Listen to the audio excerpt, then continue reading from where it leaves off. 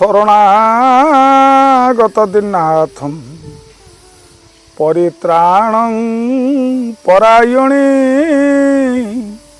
सर्वसाते घरे देवी माँ शारदे देवी नमस्तुते। जय माँ शारदा। आजिकार नीतिवाणी आरंभ करने पूर्व मोर परिचय उपरे जानी रखि थांतु। मु हेउची जने साधारण फिलोसोफर प्रवचक सुरेश महाली। केवल ये समाजर मंगल पई आमे ये नीतिवाणी को शेयर करूचु। आपण मानकु जदि मो नीतिवाणी भल लागुथिबो आपण माने गुटे लाइक करी सब्सक्राइब कर दियंतु। अन्य मानकु शेयर कले ए समाजर ये मंगल होबो।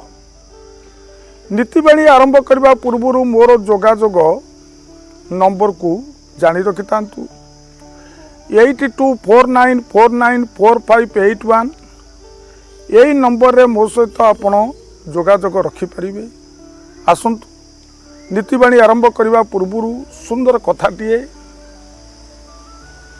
काऊ होची गोटे शांत सरल पक्षीटीए। शनिदेवंकर से वाहन भी अटंती।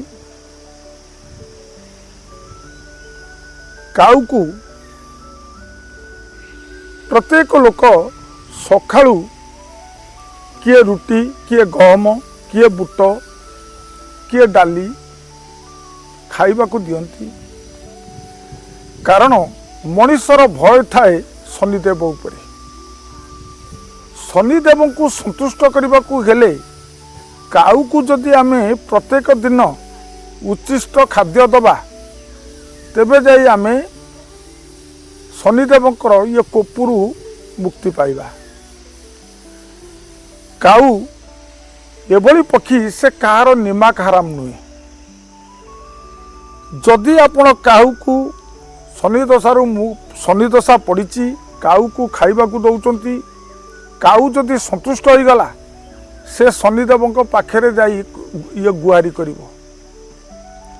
कहिबे ठाकुरे आपण जहा करंतु ता आपणकर ये कोप दृष्टि तापरे टिके कम पकांतु। काऊ कहिले शनिदेव ये कोप दृष्टि टिके कम करंती। शनिदेवंकर कोप होची 2.5 वर्ष 7.5 वर्ष।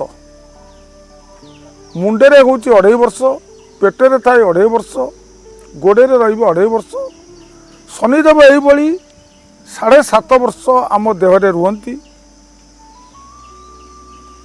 तेणु काऊ को जदि आमे भल खाद्य दे पारिबा से शनिदेव को कही आपणकर शनिदशारु टिके रक्षा कर दे पारिबो। काऊ समस्तंकर ये पापु को आज्ञा निए।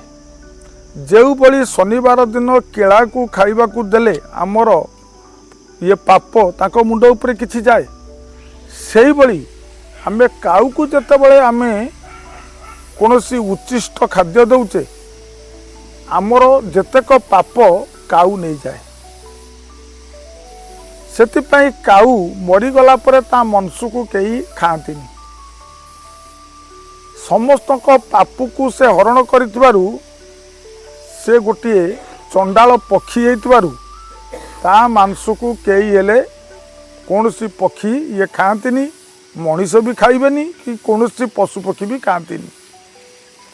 यही थिला ये नीतिवाणी ये निर्जास कथा। आपण मानकु जदि मो नीतिवाणी भल लागिथिबो आपण माने आपण मानक जीवन धन्य हो जिवो। आपण वैकुंठपुर लाभ करिवे, शनिदशारु मुक्ति लाभ भी करिवे। आजिकार अनुचिंता घर आगरे जदि गाईटीए आपण को घर को मुह करिकी ठिया हिथिबो जानिबे अत्यंत शुभदायक। घर आगरे गाईटी जदि मुह करी ठिया हिथिबो जानिबे अत्यंत शुभदायक।